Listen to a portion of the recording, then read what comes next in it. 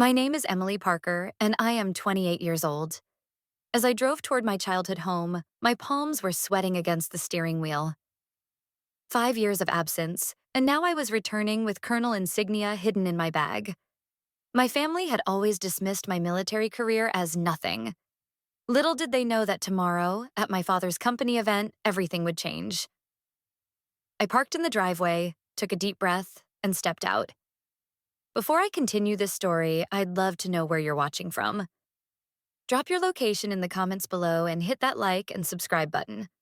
Trust me, if you've ever been underestimated by family, this story will show you exactly how sweet vindication can taste. As I walked through the front door, nothing had changed. The same family photos lined the hallway. The same worn-out couch sat in the living room. And the same heavy judgment filled the air. "Emily, you made it." My mother, Carol, called from the kitchen without coming to greet me. Her voice still carried that subtle tone of disappointment she always used when speaking to me, unlike the pride she reserved for my brother, Brian. I set my bag down and walked through the house, my fingers tracing the familiar surfaces. My father, Robert, had worked at Vanguard Defense Systems for over 30 years, climbing his way up to senior management. Our family revolved around his career and the path he had carefully mapped out for Brian to follow. "Your brother just got promoted again," my mother said as I entered the kitchen. "Senior project manager now. Isn't that wonderful?" "That's great," I replied, my voice practiced from years of these conversations. "I'll be sure to congratulate him." She continued chatting about Brian and his wife, Lindsay, their new home, their vacations, their latest achievements. Not once did she ask about my life. Not once did she ask how my career was going. I excused myself and went upstairs to my old bedroom. It was like stepping into a time capsule. My high school cheerleading trophies, academic awards, and college acceptance letters still filled the shelves. But there were no photos of my military commissioning, no framed certificates of my deployments, no sign of my promotions. In their eyes, the moment I chose the military over a business degree, I had thrown my potential away. I sat on my bed, my hand brushing across the old quilt, remembering the night I told them about my ROTC scholarship. "The military is for people with no options, Emily," my father had said back then. "You're smarter than that." They had always imagined Brian following in my father's footsteps. Brian thrived on the favoritism, never missing an opportunity to remind me of how much more successful he was becoming. I opened my suitcase and carefully pulled out the garment bag containing my dress uniform. Tomorrow, Vanguard Defense would host their annual leadership conference. What my family didn't know was that I had become the military liaison for the $1.2 billion contract between the Army and Vanguard. At 28, I was one of the youngest colonels in my division's history, specializing in cybersecurity defense systems, the exact technology Vanguard was contracted to develop. I hung up my uniform inside the closet, carefully hiding it behind old clothes. For tonight, I would endure one more family dinner of passive-aggressive comments and dismissals. Tomorrow would be different. The doorbell rang, announcing Brian's arrival. I took a deep breath, squared my shoulders, and went downstairs. The dining room felt smaller than I remembered. The table was already set, and everyone was there. Brian and Lindsay, dressed in expensive business casual, and my cousin Rachel, who worked as a finance director at a major investment firm. "Emily, you remember Rachel, don't you?" my mother said, as if we hadn't grown up together. "She just closed a multi-million-dollar deal last month." "Hi, Rachel." I smiled genuinely. "Good to see you." Rachel gave me a quick hug. "It's been way too long, Em."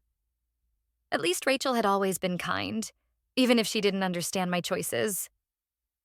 The meal began with small talk. Vacations, promotions, new house renovations.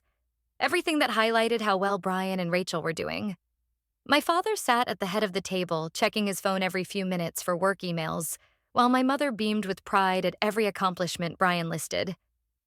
"So, Dad," Brian finally said, steering the conversation where I knew it would go. "I wanted to tell you about the new project I'm leading. Shannon personally selected me to head the team." My father's face lit up. "That's my boy. Shannon Murphy doesn't hand out responsibilities lightly. You must have really impressed her." Brian glanced over at me, making sure I was listening. It's actually the same project we've been developing for the military contract. Shannon says my fresh perspective can help push things forward. I bit my tongue. If only they knew who really had authority over that contract. But I stayed silent. For now, my mother jumped in. Tell them about your team, Brian. 12 direct reports, he said, puffing his chest a little. 2 of them have been at Vanguard for over 20 years. Took them a minute to adjust to someone younger, but once they saw my results, they came around. That's wonderful, my mother cooed, then turned to me with a thin smile. And how's your job, Emily? Still the same rank? The way she said job instead of career stung more than I cared to admit. Things are going well, I replied simply, not yet ready to reveal the truth. Still a captain or whatever? My father asked vaguely, not even trying to recall the correct ranks. Something like that, I said, forcing a small smile and taking a bite of mashed potatoes to avoid saying more. You know, my mother continued, Rachel just bought a beautiful condo downtown. 3 bedrooms, stunning view. Rachel shifted uncomfortably. It's really not that impressive, just good timing in the market. Still, my mother insisted, it's nice to see young people settling down properly, building equity instead of moving around every few years. The dig at my military life was obvious. I'd lived in 4 states and 2 countries in the last 8 years. To them, that wasn't adventurous. It was unstable. Speaking of tomorrow, my father said, thankfully changing the subject. The CEO is coming to review our branch. Big day. Shannon Murphy doesn't visit often. I've got my full presentation ready, Brian added, clearly proud. She already emailed me to say she's excited to hear my proposal. Is there anything special planned for the visit? I asked innocently. Full staff meeting, project reviews, and a big announcement about the military contract, my father explained. Some colonel is supposed to attend as Pentagon liaison, but I doubt they'll send someone that high-ranking. Probably just a major who'll be impressed by our work. I nearly smiled. That sounds interesting. Not really, Brian scoffed. Military people don't really get business anyway. They just follow orders and fill out paperwork. Brian, Rachel frowned. That's not fair. He shrugged. Come on, we all know it's true. Military careers are fallback options. People who can't handle the real competition hide behind ranks and regulations. My mother nodded. We always knew you were so bright, Emily. That's why it was such a disappointment when you chose that path. I kept my voice even. What exactly do you think I do in the Army? Push papers, follow protocols. My father shrugged. Important work, sure, but not exactly challenging for someone with your potential. You'll never be anything there. Brian laughed. 10 years from now, you'll still be taking orders while I'm running my own division. The words hit harder than I expected, despite everything I had achieved. Years of therapy had helped me detach from their approval, but old wounds run deep. I think Emily made the choice that works for her. Rachel tried to defend me gently. A waste is what it is. My mother sighed dramatically. All that potential? Remember how your teachers always said you'd run a company one day? I stayed silent as they continued dissecting my so-called failures. The conversation shifted back to Brian's upcoming trip to Hawaii, Lindsay's law firm promotion, Rachel's new investments. Not a single word about my latest deployment. Not one question about my specialized training. After dessert, my father brought up tomorrow's meeting again. 28 years I've given this company, he said, leaning back in his chair. This contract could finally get me promoted to vice president. I nodded, hiding what I knew. Tomorrow would change everything, just not in the way he expected. Later that night, I retreated to my childhood bedroom. The house was quiet except for the muffled voices of my parents still praising Brian. He's exceptional, my mother said. Shannon would be crazy not to fast-track him into senior leadership. I lay on my bed, staring up at the glow-in-the-dark stars still stuck to my ceiling. Remnants of a childhood filled with different expectations. Back then, before I joined ROTC, my parents had believed in me. But the moment I chose a different path, that belief vanished. I remembered sitting at this very table during my sophomore year, holding the ROTC brochure. "It'll pay for my education, and I'll serve after graduation," I had explained. "The military?" My father recoiled, as if I'd suggested I was throwing my life away. "That's for people who can't get real jobs, Emily." "It is a real job," I had said quietly. "And it's what I want." My mother had exchanged worried glances with him. "But you always said you wanted to work in business, join Vanguard someday." Number. They always said that. I had simply nodded, trying to make them happy. But when I stood my ground, the subtle dismissals began. They didn't attend my commissioning as a second lieutenant. They never framed my military awards the way they did Brian's promotions. Every milestone I reached was either ignored or brushed aside. Yet despite their dismissal, I thrived. My aptitude for systems analysis and cybersecurity was recognized early.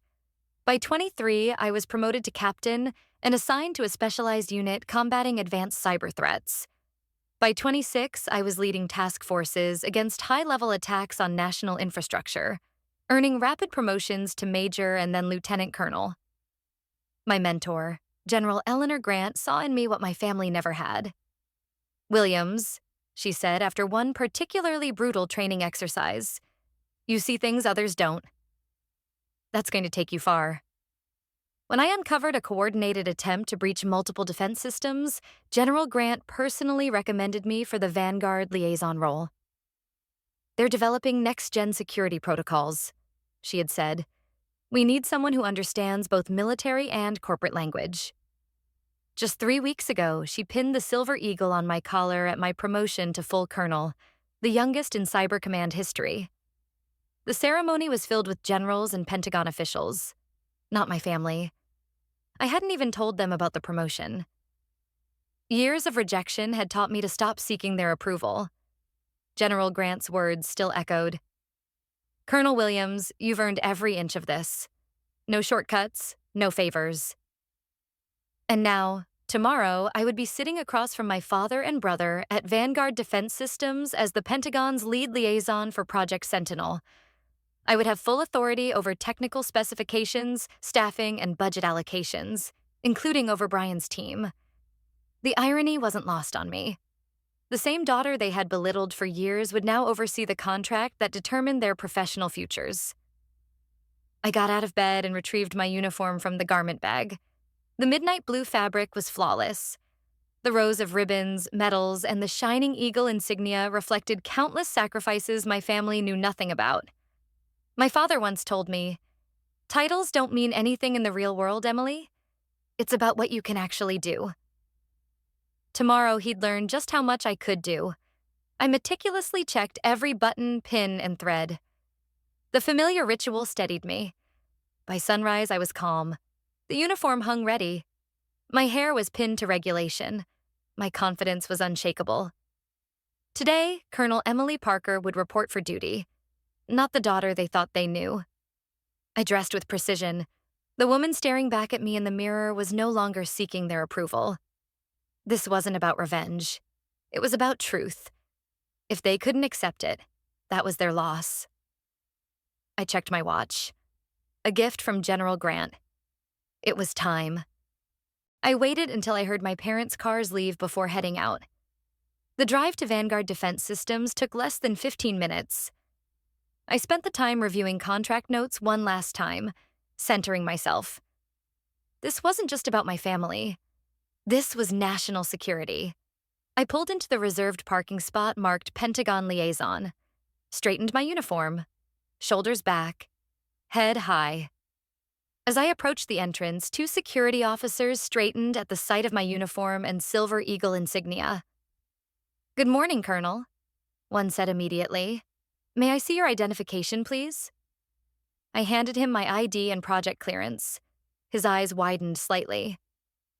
"Colonel Emily Parker, Pentagon Liaison for Project Sentinel. You're expected upstairs." "Thank you." I nodded. "No escort necessary. I know the way." Inside, employees paused their conversations as I walked by. Some nodded respectfully. Others whispered, curious. Officers of my rank didn't usually visit regional offices, especially not at my age. The elevator doors opened on the executive floor, and there, standing outside the conference room, was Brian. He was reviewing notes on his tablet. He glanced up casually and froze. His eyes flicked to my uniform, to the insignia on my collar. Emily, what are you doing here? And why are you wearing that? Good morning, Brian, I said evenly. I'm here for the project review. Before he could process it, my father rounded the corner, chatting with two executives. His conversation stopped mid-sentence the moment he saw me. Surprise, confusion, concern, all flashing across his face in rapid succession. Emily, what is this? Why are you in uniform? He asked, glancing around nervously. Dad, I nodded professionally. The meeting starts in 20 minutes. I need to get situated. The executives accompanying him stared at my insignia, slowly recognizing its weight. One stepped forward. Colonel, it's an honor, she said, reading my badge. We weren't informed you'd be attending in person today. My attendance was a late decision, I answered calmly. CEO Murphy will explain everything momentarily. As I walked toward the conference room, I heard whispers erupt behind me, but I kept my composure. Years of military training made it second nature. Still, I couldn't deny the slight satisfaction rising inside me. Inside, staff were arranging materials and setting up for the high-level meeting. A young assistant nearly dropped a water pitcher when she spotted me. Colonel, we weren't expecting you. Do you need anything? Everything looks fine. Thank you, I said, taking my seat, at the military liaison position, directly across from the CEO's chair. One by one, executives and team leads entered. Each introduced themselves respectfully, some clearly surprised by my presence. Most had expected a video conference, not an in-person visit from the Pentagon's direct representative.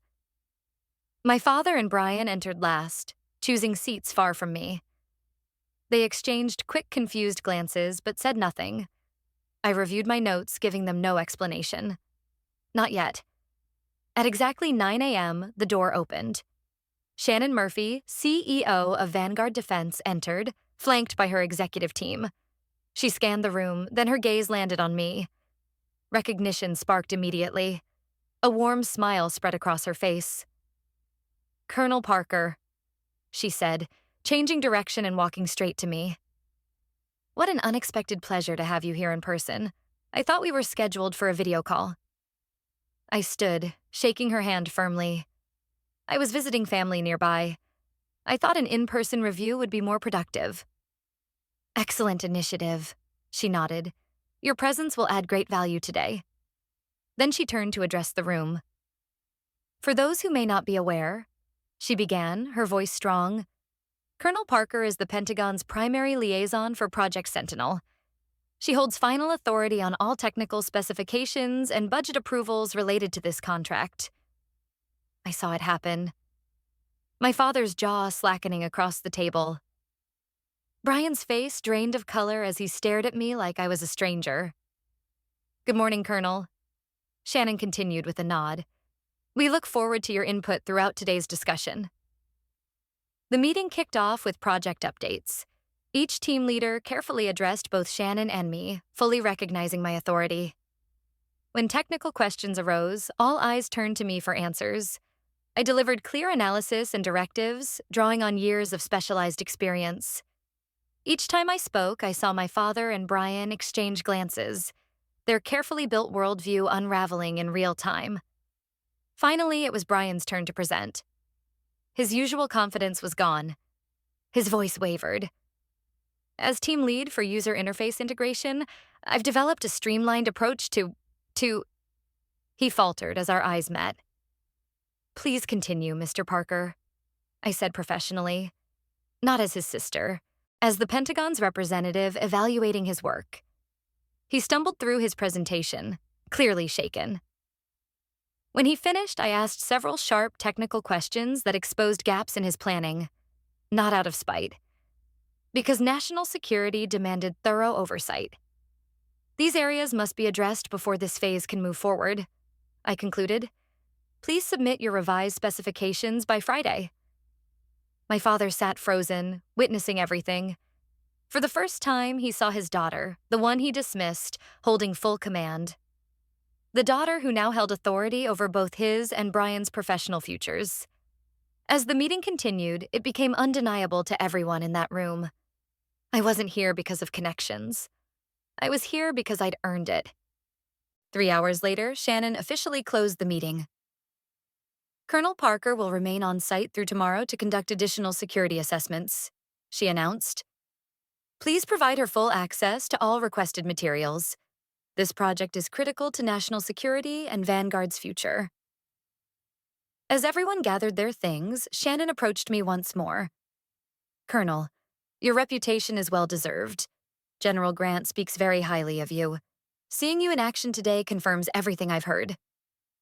Thank you, ma'am. I smiled professionally. Her mentorship has been invaluable.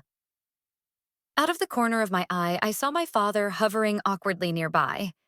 He looked pale, unsure how to approach. Brian stood stiffly beside him, still processing everything that had unfolded.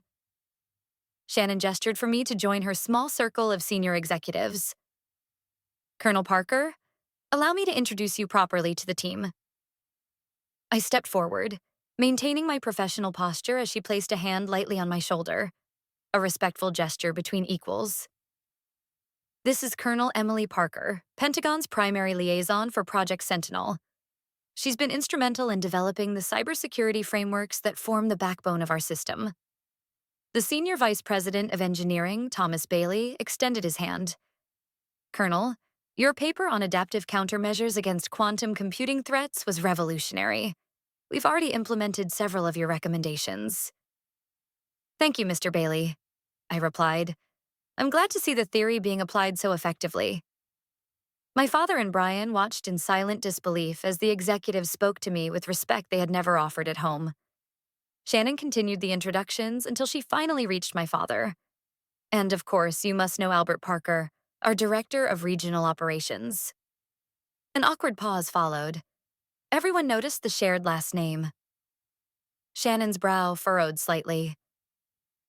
Parker, are you two related? Before I could answer, my father spoke first. She's my daughter, he said, his voice thick with emotion. Your daughter? Shannon blinked, genuinely surprised. Albert, you never mentioned your daughter was Colonel Parker. The very Colonel Parker overseeing our largest military contract. I wasn't aware of her current position, my father admitted, stumbling over his words. Shannon looked at me puzzled. My family and I haven't had much opportunity to discuss my career progression, I said evenly. That was the understatement of the decade. Brian finally couldn't hold back. You're the colonel everyone's been talking about? The one with full authority over the entire project? Yes, I confirmed calmly. I've been assigned as liaison for the past 6 months. 6 months? My father echoed, stunned. You've been a colonel for 6 months and never told us? Shannon, sensing the tension, tried to steer the moment back to business. Well, this is certainly unexpected. Colonel Parker, since you're here, perhaps you can walk the team through your role directly. Of course, I nodded, welcoming the professional redirection. I activated the presentation screen behind me, launching the full project overview. As the military liaison, I ensure that all developments meet Pentagon security standards. All design decisions, budget allocations, and staffing approvals fall under my authority. The room grew still as my words settled in. Brian visibly stiffened at my mention of staffing approvals, no doubt recalling his earlier bragging at dinner. My father's expression became unreadable. When I concluded, Shannon added firmly, As you can see, Colonel Parker's expertise is unmatched. She'll be conducting full performance evaluations over the next 2 days. Brian paled even further. Just last night, he had mocked my career. Now I would be formally evaluating his work. As the meeting officially adjourned, Shannon pulled me aside once more. Colonel, I must say, This must be quite a proud moment for your family. I offered a polite smile. It's certainly a significant one. They should be very proud. Your leadership has been exceptional. She glanced toward my father, who hovered nearby, struggling to process everything. His face was a mixture of confusion, regret, and something I hadn't seen before. Respect. Natalie. He finally said softly, switching to my name instead of my rank. We need to talk. Of course, I replied. I have a security briefing shortly. I can meet you in your office at 11. He nodded, clearly not used to taking scheduling instructions from me. As the executives filed out, I heard murmurs ripple through the room. Did you know Albert's daughter was the colonel? No wonder she's risen so fast. Actually, I heard she did it all on merit. No family connections. That final comment from Thomas Bailey carried across the room with perfect clarity. My father froze. The truth was finally out. I had earned every step on my own. At exactly 11 a.m., I knocked on my father's office door. Through the glass panel, I saw not just him, but also my mother and Brian. Someone had clearly called my mother in after this morning's revelations. Come in, my father called, his voice unusually tentative. I stepped inside, still in full uniform, closing the door behind me. My mother, Carol, sat stiffly on the edge of a chair, her face shifting between confusion and anxiety. Brian stood by the window, arms crossed, trying and failing to look composed. Please have a seat, my father offered, gesturing to the chair across from his desk. Thank you, I said, but remained standing, hands clasped behind my back. The position was automatic. For several long seconds, no one spoke. Finally, my father broke the silence. Why didn't you tell us? He asked. All this time, you thought I was wasting my potential. I finished for him, voice calm. That I'd never amount to anything. That I was hiding from real competition. My mother jumped in. We didn't know. How could we? You never told us. I sent you invitations to every promotion ceremony, I said evenly. I called after each new assignment. I emailed articles when my work was declassified. I paused. You ignored all of it. But a colonel? My father repeated, still struggling to grasp it. That's a very senior rank. Yes, I confirmed. It's roughly equivalent to a corporate vice president. That comparison landed exactly where I intended. Both my father and Brian straightened slightly, visibly recalculating. And you have authority over this entire contract? Brian asked, his tone defensive. Is that why you came home? To ambush us? To humiliate me in front of Shannon? I shook my head. Number I came home because it's been 5 years, and despite everything, you're still my family. The contract timing was convenient. Convenient, my father repeated bitterly. You show up at my workplace, in uniform, without warning. Do you realize how this looks? People will think I pulled strings to get you here. I almost laughed. Dad, I've spent my entire career avoiding any connection to Vanguard for exactly that reason. General Grant assigned me to this project based on my work in adaptive cyber defense systems. On merit. General Grant? My mother echoed.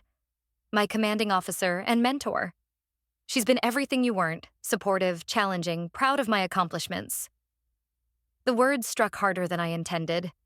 My mother flinched. So this was about showing us up? Brian snapped, making us look foolish for not believing in your career. No. I kept my voice steady. This was about doing my job. The job I trained for, sacrificed for, and excelled at. The fact that you never respected it? That's on you. Not me. My father stood abruptly, anger breaking through his shock. You could have warned us. You let us believe for years you were still some junior officer. Would it have made a difference? I asked quietly. When have any of you ever shown genuine interest in my work? Last night at dinner, not one of you asked a real question about my career. It was all about Brian's promotion, Rachel's condo, Lindsay's firm. The truth hung heavily in the room. We always wanted what was best for you, my mother offered weakly. No, I corrected. You wanted what you thought was best. You wanted me to follow a path you understood. When I chose differently, you dismissed my choices entirely.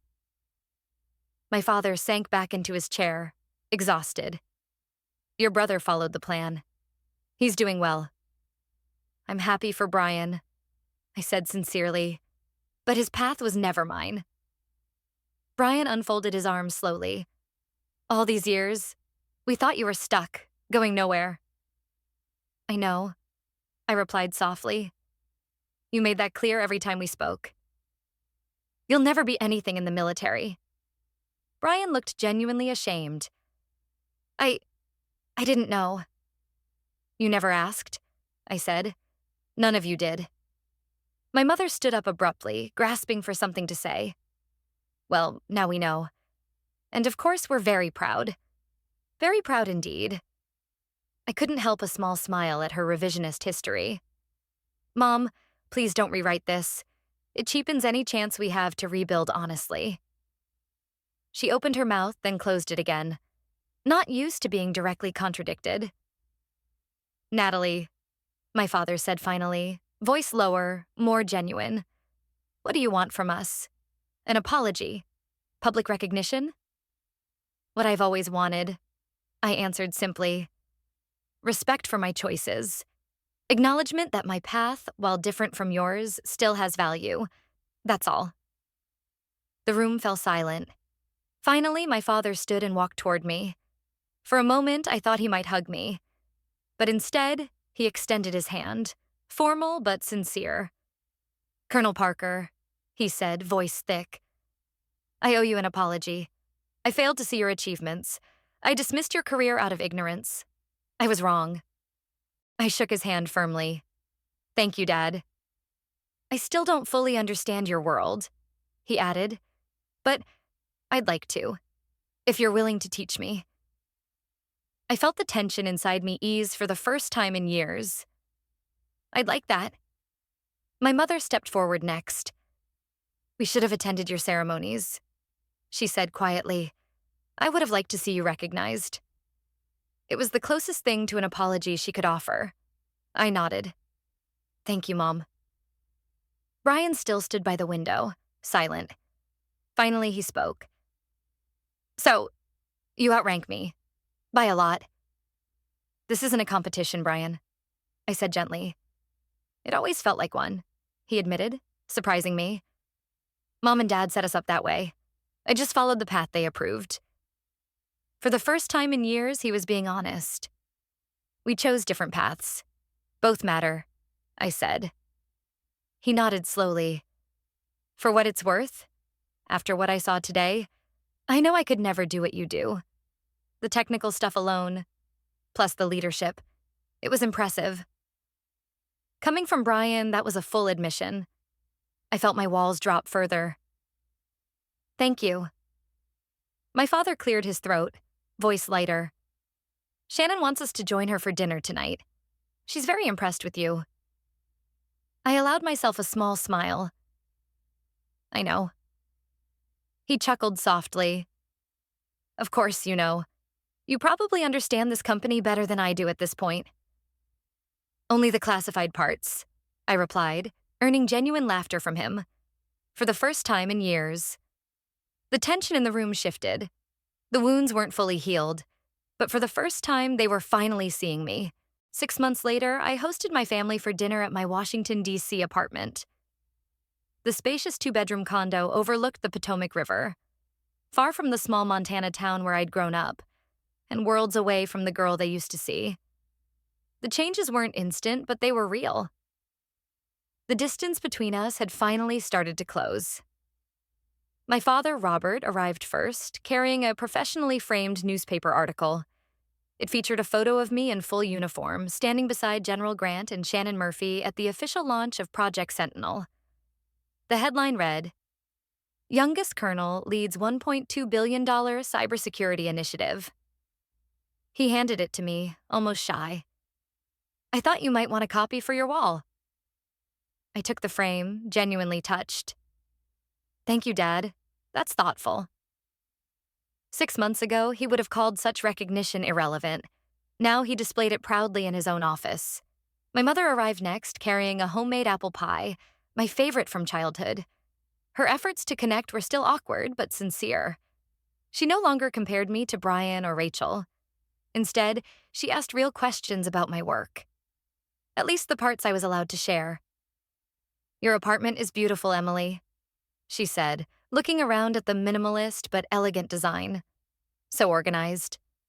"Military precision," I joked, earning an actual laugh from her. Not criticism. Brian and Lindsay arrived last, carrying an expensive bottle of wine.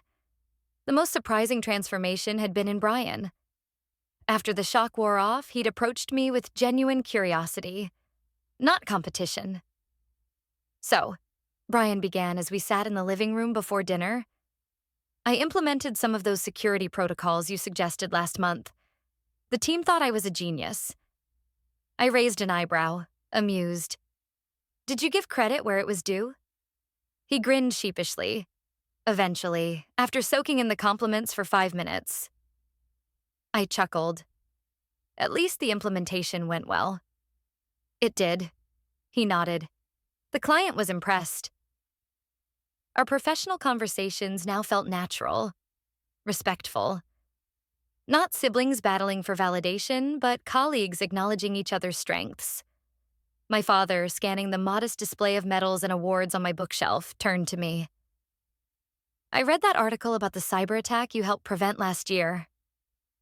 He hesitated. I didn't understand all the technical stuff, but it sounded serious. "It was," I confirmed. "We caught it early. Lives could have been at risk." He nodded, slowly absorbing the scale of my work. I always thought military service was about combat. I never realized how critical the cyber battlefield is.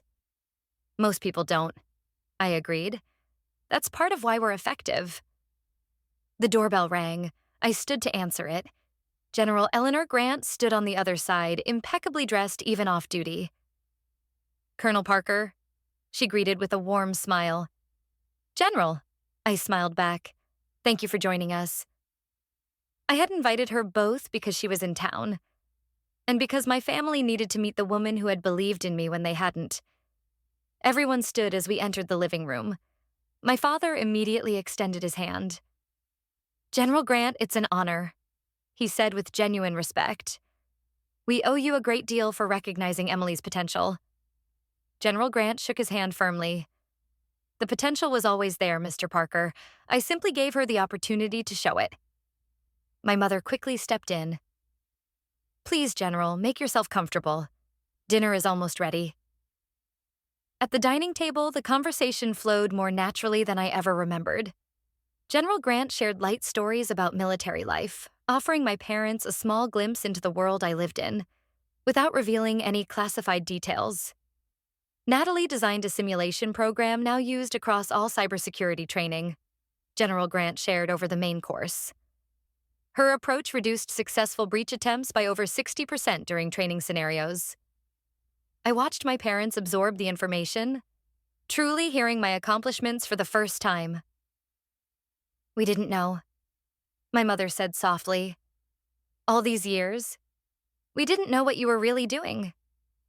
"You never asked," I replied gently, but without the bitterness that once filled that sentence.